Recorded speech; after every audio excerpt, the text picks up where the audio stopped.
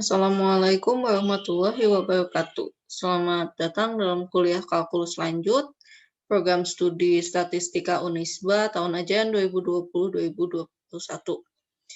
Dalam video kali ini, kita akan membahas tentang nilai ekstrim fungsi dua variabel, bagaimana cara mencarinya, dan juga bagaimana cara kita menguji jenis dari nilai ekstrim tersebut. Selamat menyaksikan.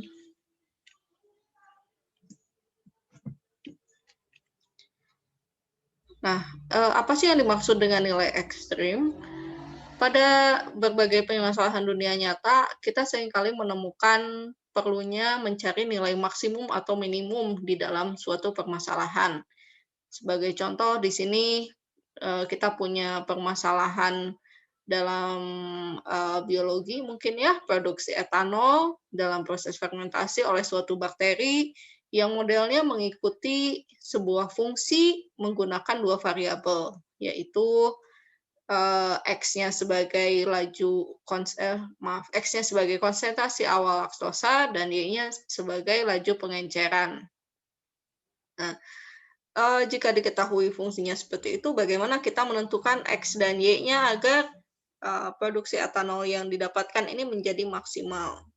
Jadi pada dasarnya di sini kita akan memaksimalkan fungsi P berdasarkan variabel X dan Y. Secara umum, jika kita memiliki permasalahan nilai maksimum dan minimum di dalam fungsi dua variabel, kita memiliki titik-titik yang kurang lebih sama seperti fungsi satu variabel. Kita mengenal yang namanya maksimum lokal, maksimum global, minimum lokal, dan minimum global. Ya. Hanya saja jika di fungsi satu variabel kita dapat melihatnya dalam bentuk fungsi satu variabel ini menggunakan kurva, kita bisa melihat ini menjadi nanti nilai maksimum globalnya.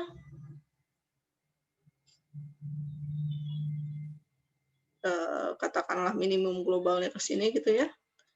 Ini menjadi minimum global. Kemudian ini titik maksimum lokal, minimum lokal.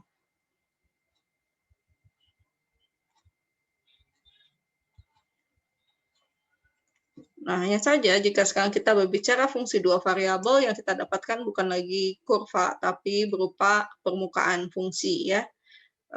Di dalam ruang, bagaimana mencari nilai maksimum dan minimumnya? Ya tentu kita akan mendapatkan sebuah titik yang lebih tinggi dibandingkan dengan titik lain, yang akan menjadi titik maksimum global, dan juga sebuah titik yang lebih rendah dibandingkan keseluruhan titik lain yang dinamakan sebagai minimum global. Minimum dan maksimum lokal adalah titik-titik maksimum dan minimum, hanya saja dibandingkan hanya pada sekitarannya saja. Nah, tapi apa itu yang dinamakan maksimum, minimum, dan ekstrim? Ya, jika kita mengetahui sebuah fungsi dua variabel f dan dengan domain D, dan kita punya sebuah titik x0, y0 ini di dalam domain tersebut, kita katakan fx0, y0 adalah nilai maksimum global dari f di D jika nilai fungsinya lebih besar dibandingkan dengan nilai-nilai fungsi di titik lain pada D. Untuk yang minimum, fx0, y0 akan menjadi nilai minimum global jika fx0, y0-nya ini lebih kecil nilainya dibandingkan dengan nilai-nilai fungsi yang lain pada titik-titik lain pada D. Secara umum, suatu nilai maksimum dan minimum ini kita sebut sebagai nilai ekstrim. Oke. Bagaimana cara kita mendapatkan titik ekstrim ini? Nah, tentunya jika kita mengambil atau memeriksa sebuah nilai secara acak, ini kita kemungkinannya akan sangat-sangat kecil ya, bahwa yang kita coba periksa itu adalah titik maksimum atau minimumnya. Maka sebelum kita mencari tahu apakah sebuah titik ini merupakan titik ekstrim, biasanya kita periksa dulu titik kritisnya di mana sih. Gitu. Apa itu titik kritis? Titik kritis adalah titik-titik yang menjadi calon titik ekstrim. Kenapa dikatakan calon? Ya, karena Sama seperti yang namanya calon istri atau calon suami, ya belum tentu akan menjadi istri dan suami ya. Itu bisa jadi nilai ekstrim, bisa juga tidak. Gitu. Maka ini kita namakan sebagai titik kritis. Nah, titik-titik yang termasuk ke dalam titik kritis diantaranya adalah titik stasioner. Titik stasioner adalah titik yang turunannya bernilai 0. Dengan kata lain, secara geometri, jika kita lihat pada grafik ini, nah, pada titik maksimum global, kita akan memiliki kemiringan bidang singgungnya adalah 0. Ya, dengan kata lain, sama seperti pada saat kita membahas fungsi satu variabel, kemiringan garis singgung yang sama dengan 0 atau sejajar dengan sumbu X ini menandakan titik stasioner ya. Dia akan menjadi calon nilai maksimum atau nilai minimum ya. Hal yang sama berlaku juga pada fungsi dua variabel. Titik-titik yang lain adalah titik singular ya, yaitu yang turunannya tidak terdefinisi. Bedanya apa dengan fungsi satu variabel? Jika pada fungsi satu variabel,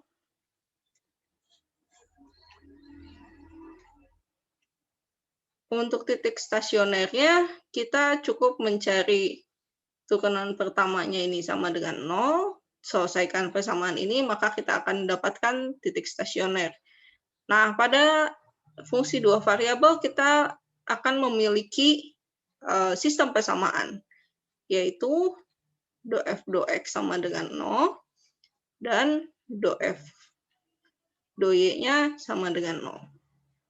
Ini harus dipenuhi keduanya agar mendapatkan titik ekstrim. Begitu juga titik singular, kita mencari nilai-nilai turunannya yang tak terdefinisi.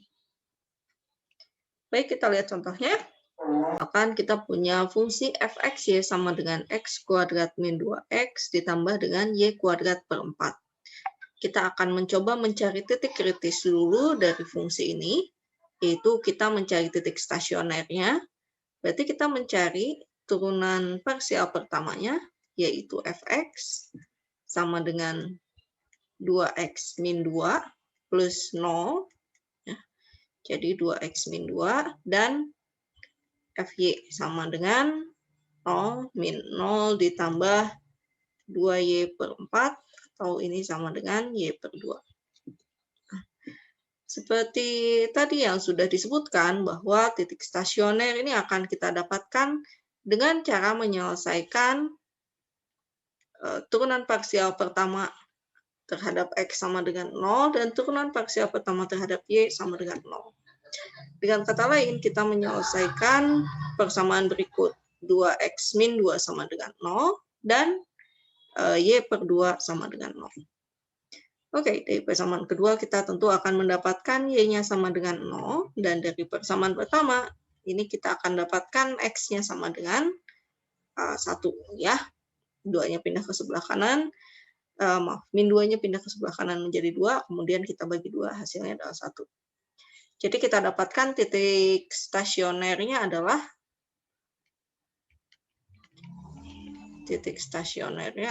1,0.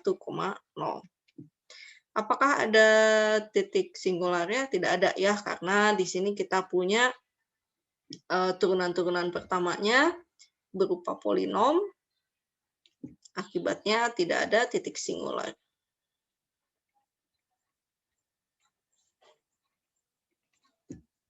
Bagaimana kita menentukan apakah titik stasioner yang kita punya ini adalah titik maksimum atau minimum? Oke, dalam hal ini kita dapat menuliskan fungsi fxy sebagai x min 1 kuadrat ditambah dengan y kuadrat per 4 dikurangi 1. Oke, kenapa ini ya? Karena x kuadrat min 2x ini adalah x kuadrat min 2x plus 1 min 1. Dan ini sama dengan x min 1 kuadrat dikurangi 1. Oke. Sehingga jika kita dapatkan seperti ini, perhatikan bahwa x min 1 kuadrat dan y kuadrat per 4 ini nilainya akan selalu lebih besar sama dengan 0. Akibatnya jika kita punya min 1 ditambahkan dengan sesuatu yang lebih besar atau sama dengan 0, tentu nilainya akan lebih besar dibandingkan dengan min 1.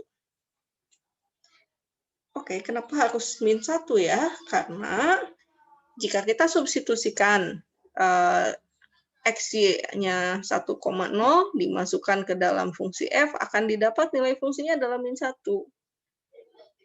Ya, dan ternyata nilai-nilai lain pada domain fxy selalu lebih besar atau sama dengan f1,0 ini. Akibatnya kita akan dapatkan bahwa f1,0 adalah titik minimum global. Untuk f maksimum globalnya tidak ada ya, kita dapat memasukkan nilai berapapun untuk xy-nya dan kita akan selalu mendapatkan xy yang menyebabkan fungsinya lebih besar. Apakah ada cara lain untuk memeriksa jenis titik ekstrimnya daripada menggunakan cara yang tadi kita sudah lakukan? Nah, kita dapat menggunakan yang namanya uji turunan kedua. Mirip dengan di fungsi satu variabel, kita memiliki uji turunan kedua. Masih ingat? Kalau di fungsi satu variabel yang kita punya adalah jika f double aksen ini negatif, maka akan menjadi maksimum lokal. Dan kalau turunan keduanya ini positif, akan menjadi minimum lokal. Ini berdasarkan kecekungan dari kurvanya ya. Bagaimana jika sama dengan 0? Ya, berarti sedang di tempat perubahan antara cekung menjadi cembung dan sebaliknya. Yang sekarang kita punya di sini adalah, dengan kata lain, kalau sama dengan 0, perubahan cekung ke cembung atau sebaliknya ini akan menjadi titik belok ya di fungsi satu variabel. Nah, berbeda dengan, mungkin saya ganti dulu warnanya. Oke, biarkan. Nah, di fungsi dua variabel, ingat kembali bahwa turunan parsial kedua dari fungsi dua variabel ini bukan cuma ada satu buah ya seperti fungsi satu variabel, tapi jika kita punya fxy, kita dapat mencari fx dan fy. Dari masing-masing kita dapat turunkan parsial lagi menjadi fxx, fxy, kemudian dari sini menjadi fyx dan fyy. Dengan jika f-nya kontinu, kita akan selalu mendapatkan fxy sama dengan fyx. Nah, turunan-turunan parsial kedua dari fungsi fxy ini dapat kita susun menjadi sebuah matriks fxx, fxy, fyx, dan fyy yang dinamakan sebagai matriks Hessian dari fungsi fxy. Kemudian kita dapat mencari diskriminan dari f. Diskriminannya adalah determinan dari matriks Hessian ini. Atau ini sama dengan fxx, fyy dikurangi fxy kuadrat. Ingat, karena fxy sama dengan fyx. Jenis dari titik ekstrim ditentukan dari nilai diskriminan ini. Jika diskriminannya negatif, kita dapat pastikan bahwa AB-nya ini adalah titik yang kita dapatkan adalah titik plana. Oke, apa itu titik plana? Titik plana ini serupa dengan titik belok pada fungsi satu variabel, hanya saja karena sekarang kita berbicara 3 dimensi, ya Anda bayangkan sebuah pelana kuda yang di tempat Anda duduk, pada bagian sampingnya dia akan menurun, tapi bagian depan dan belakangnya dia akan menaik. Ya, titik plana adalah titik di pusatnya tersebut. Jadi jika kita lihat pada satu arah, dia akan menjadi nilai minimum, tapi jika pada arah yang lain akan kita lihat sebagai nilai maksimum. Nah, jika diskriminannya negatif, kita tidak perlu menguji apa-apa lagi, dapat dipastikan bahwa titik yang kita dapat adalah titik pelana. Tapi jika diskriminannya positif, kita perlu melihat nilai turunan pertama terhadap X-nya, fxx-nya. Jika fxx-nya positif, maka titik yang kita dapat adalah minimum lokal, dan jika negatif, maka menjadi maksimum lokal. Dalam hal ini, yang kita dapatkan mirip dengan bentuk di uji turunan kedua pada fungsi satu variabel. Nah, jika Anda sedang sial dan mendapatkan diskriminannya 0, maka tesnya gagal, ya. Dan kita memerlukan pengujian yang lebih lanjut, mungkin dengan menggambarkan grafiknya atau peta konturnya, dan titik kritisnya disebut sebagai titik kritis trivial. Oke, kita lihat contoh berikutnya. Matriks Hessian tadi sudah saya sebutkan. Sekarang kita punya contoh berikut. Kita punya fxy-nya adalah 3x min x pangkat 3 min 3x y kuadrat. Pertama kita perlu mencari titik stasionernya dulu untuk menggunakan uji turunan kedua. Berarti kita cari tahu fx-nya. Dari fx kita dapat mencari tahu fxx, yaitu min 6x, dan fxy, yaitu min 6y.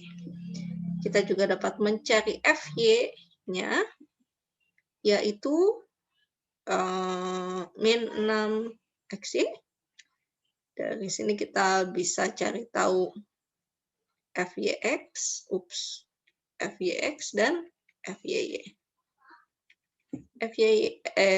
Fyx-nya adalah min 6y, dan fyy-nya adalah min 6x. Oke. Saya lupa negatifnya di sini. Kita cari dulu titik stasioner. Berarti kita selesaikan sistem persamaan berikut. Fx sama dengan 0 dan Fy sama dengan 0. Dengan kata lain, kita menyelesaikan 3 min 3x kuadrat min 3y kuadrat dan min 6xy sama dengan 0. Dari persamaan 2, oke, kita beri nama ini persamaan 1, persamaan 2. Dari persamaan 2, kita akan dapatkan bahwa x y sama dengan 0. Hal ini akan dipenuhi oleh dua nilai, yaitu x sama dengan 0 atau y sama dengan 0.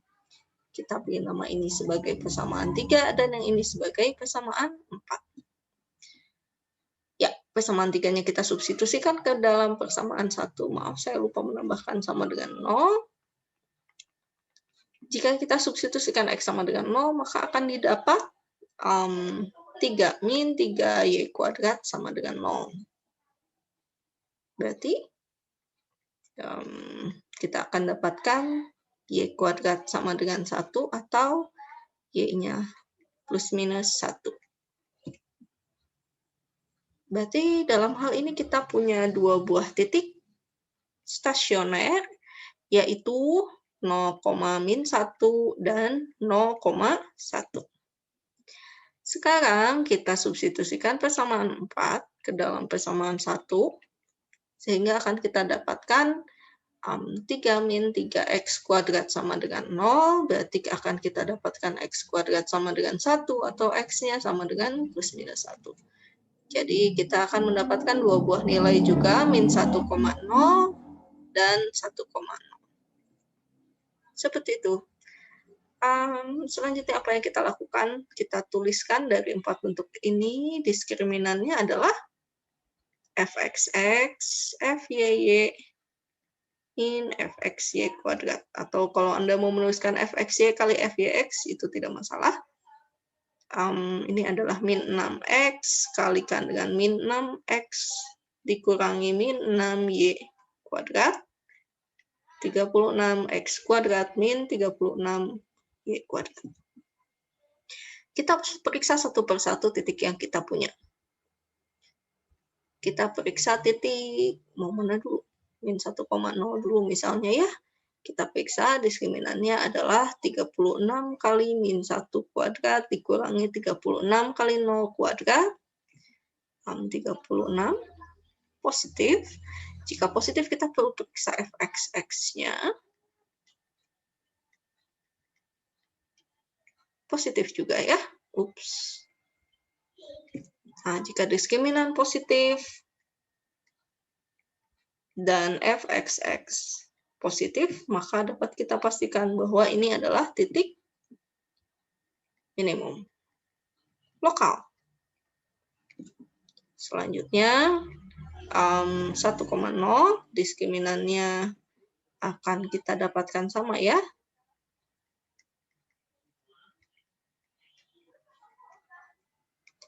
Positif, tapi fxx-nya adalah min 6 kali 1. Min 6 negatif. Karena diskriminan positif dan fxx-nya negatif, akan kita dapat ini adalah titik maksimum lokal.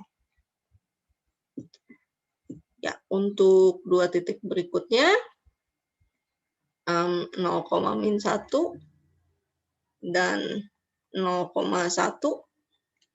Kedua titik ini akan menyebabkan diskriminannya negatif. Silakan Anda coba sendiri.